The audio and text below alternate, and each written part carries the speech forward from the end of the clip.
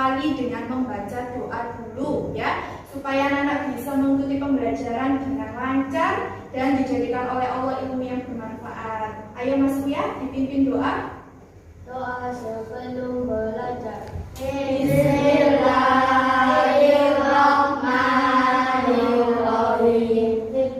Ya, sebelum Budian mulai akan Budian absen dulu ya. Seperti biasa yang hadir angkat tangan dan yang hadir dulu gitu ya.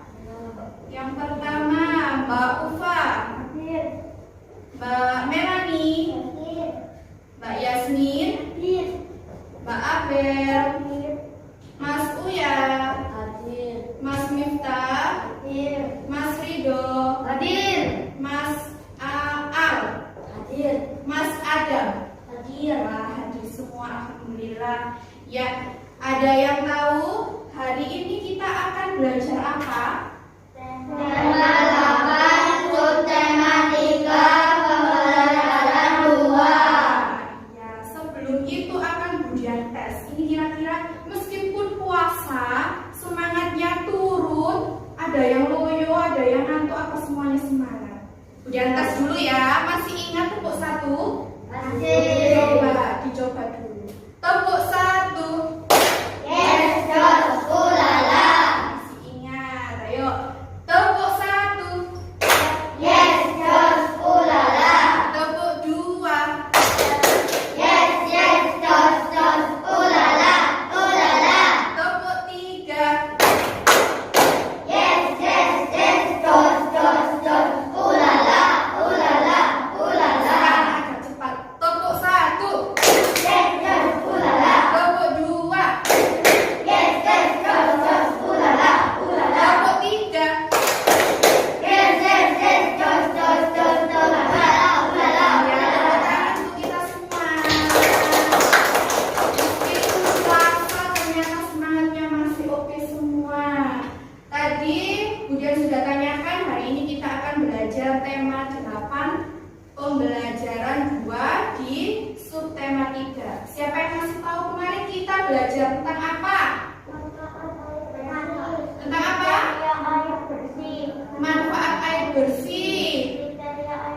Kriteria air bersih, pinter, ada yang masih ingat. Kemarin kita sudah belajar tentang manfaat air bersih ya. Ternyata manfaat air bersih itu banyak sekali, terutama untuk hewan, tumbuhan, dan untuk kita itu siapa? Manusia. Pinter. Sekarang coba disiapkan bukunya. Sini. Dia memiliki gambar, dilihat semuanya. Kelihatan? Kelihatan. Di sebelah gambar yang di sebelah kanan, ini gambar apa? Air apa? Air kotor di mana? Di kali? Di mana? Di sungai ya. Airnya kotor, banyak apa ini? Sampah. Banyak sampah. Anak-anak tahu kalau misalnya sungainya kotor, banyak sampah, akibatnya nanti apa? Banjir. Selain itu apa? Ikannya mati, pinter. Ya, di sungai itu ada ekosistem yang hidup ya. Ada hewan, ada tumbuhan. Kalau misalnya sungainya kotor, banyak sampahnya, airnya jadi jernih apa jadi kotor? Kotor. Nanti kalau kotor, ikannya jadi Mati. Kenapa kok mati? Karena Airnya kotor. Airnya itu kotor karena tercemar. Pinter. Jadi air sungai yang kotor itu mengakibatkan ekosistem di dalamnya akan mati. Contohnya banyak ikan yang mati. Pinter. Nah, sekarang coba dilihat. Ini gambar apa lagi? Air bersih. Masa ini air bersih? Air kotor. Warnanya apa? Hijau. Terus apa lagi? Kalau kotor biasanya coklat. Kalau bersih warnanya apa? Putih apa jernih? Pinter. Warnanya apa? Jernih. Jadi bedakan, kalau air bersih itu warnanya jernih, kalau kotor itu warnanya biasanya gelap ya. Ada yang hijau, ada yang hitam. Nah, ini adalah contoh gambar yang airnya tercampur sama minyak.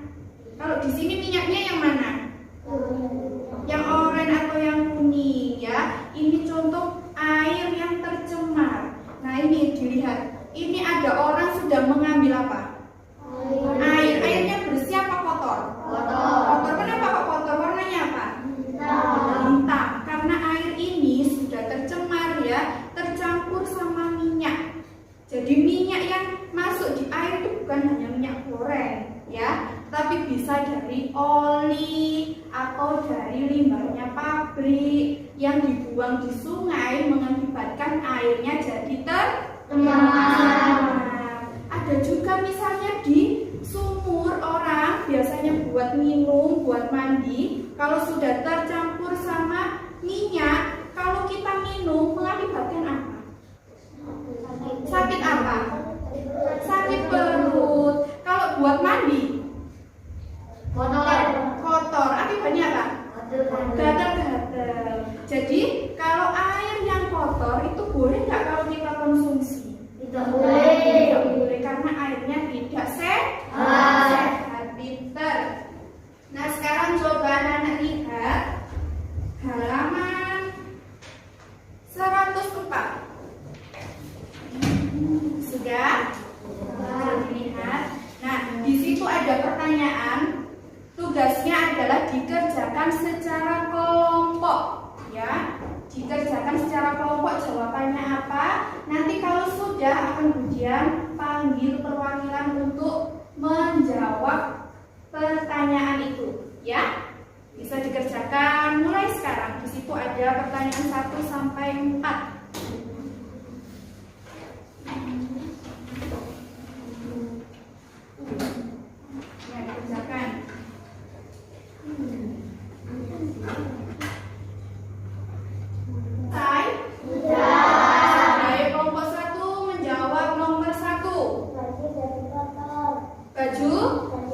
Jadi kotor, pinter. Jadi kalau air yang tercemar digunakan untuk mencuci baju atau yang sudah tercampur dengan minyak menyebabkan bajunya tetap kotor. Ya, nomor 2, kelompok 2. Menyebabkan sakit perut.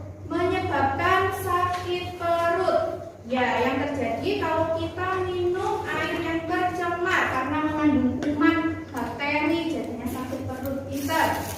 Nomor 3, kelompok 3. Jadi mati dan keracunan. Ikan jadi mati dan keracunan. Pinter. Wah, ternyata anak-anak sudah paham ya tentang apa saja dampak-dampak negatif yang terjadi apabila kita mengkonsumsi air yang tercemar. Jadi air itu banyak sekali manfaatnya, terutama di muka bumi ini. Nah, biar anak-anak lebih tahu apa manfaat air, dilihat halaman 105 ada bacaan yang menceritakan tentang air. Judulnya apa itu? Hari Air Sedunia. Ya, sekarang coba dibaca dari kelompok 1 diwakilkan sampai ya. Dibaca dari judul. Hari Air Sedunia. Hari Air Sedunia berwarna putih, dikoordinasi setiap tanggal 22 Maret dengan adanya peringatan Hari Air Sedunia. Kita diingatkan bahwa persediaan air baru semakin berkurang, padahal jumlah penduduk semakin bertambah. Dan di kelompok 2. Persediaan air bersih semakin berkurang karena cadangan air tanah berkurang. Cadangan air tanah berkurang karena air hujan tidak masuk ke dalam tanah. Sebaliknya, air hujan langsung mengalir ke kali selokan, lalu sungai, dan terus ke laut. Air hujan tidak dapat masuk ke dalam tanah karena pengucuran disebabi lahan-lahan hijau berubah menjadi perumahan, perkantoran, dan kawasan industri. Dilanjutkan kelompok 4. Baliknya. Ya. Berkurangnya cadangan air tanah mengakibatkan banyak mata air kering. Sumur-sumur kali pun cepat kering pada musim kemarau. Akibatnya penduduk di daerah perdesaan sudah mendapatkan air bersih untuk keperluan sehari-hari. Ya, sudah. Itu tadi bacaan tentang apa? Hari Air Sedunia. Ya. Sekarang dia punya kuis.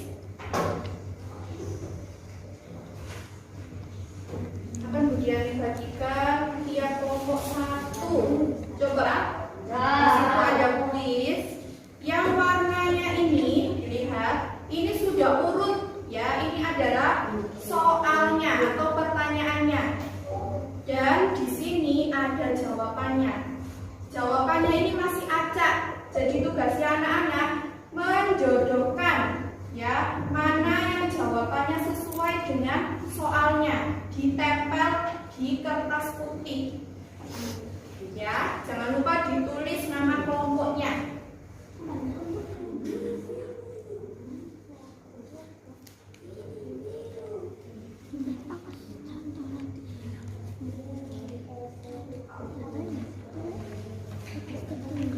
Selesai semua kelompok? Sudah. Nah, ayo coba dari pertanyaan pertama. Pada setiap tanggal berapakah diperingati Hari Air Sedunia? Hari Air Sedunia diperingati setiap tanggal 22 Maret. Pinter.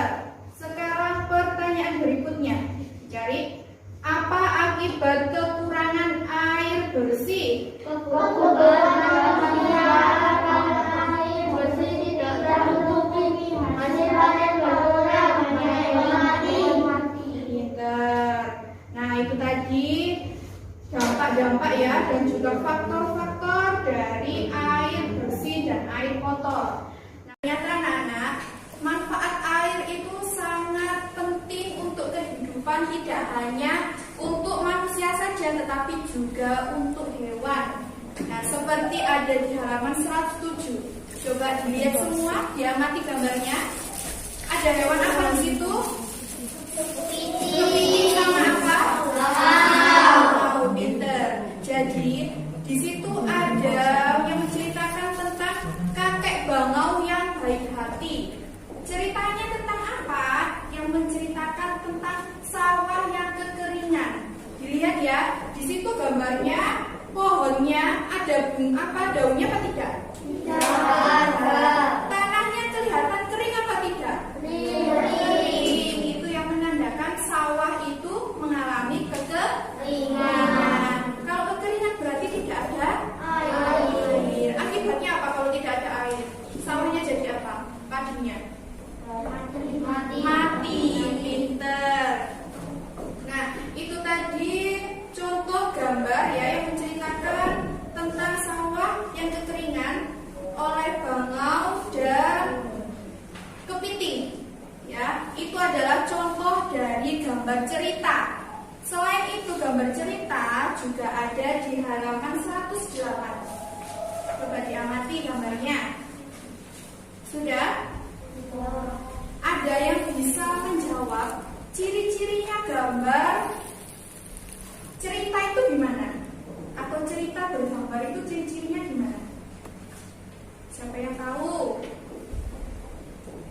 Ciri-cirinya gambar cerita atau cerita bergambar. Siapa yang bisa menjawab? Apa ciri-cirinya? Berisi gambar yang menarik. Iya, pinter. Berisi gambar yang menarik. Ini gambarnya menarik apa tidak? Menarik karena apa? Warnanya sama apa tidak? Tidak. Ada apanya ini? Selain ada gambarnya ada apanya? Percakapan, pinter. Pertanyaan ini bukan pertanyaan, percakapan atau dialognya yang menyebabkan ceritanya semakin menarik. Nah, dilihat di halaman 109. Ya, anak-anak sudah mengamati tentang cerita bergambar atau gambar cerita ya. Sekarang anak-anak tulis ciri karya gambar cerita. Nah, anak-anak itu tadi anak-anak sudah bisa mengetahui dan menuliskan ciri gambar cerita ya. Sekarang coba menjadi tanya anak-anak bisa apa tidak membuat gambar seperti itu? Bisa. Ya, caranya di situ ada dua cara untuk menulis gambar cerita. Ya, bisa melalui teknik kering dan juga teknik basah. Siapa yang tahu? Kira-kira teknik kering itu gimana? Teknik kering itu cara menggambar yang kering. Biasanya pakai apa kalau kering? Pensil. Biar ada warnanya pakai apa? Pensil. Pensil warna. Selain pensil warna pakai apa? Krayon. Pinter. Itu contoh teknik kering. Kalau menggambar dengan teknik basah, contohnya apa? Pakai cat air. Kenapa kok cat air itu basah?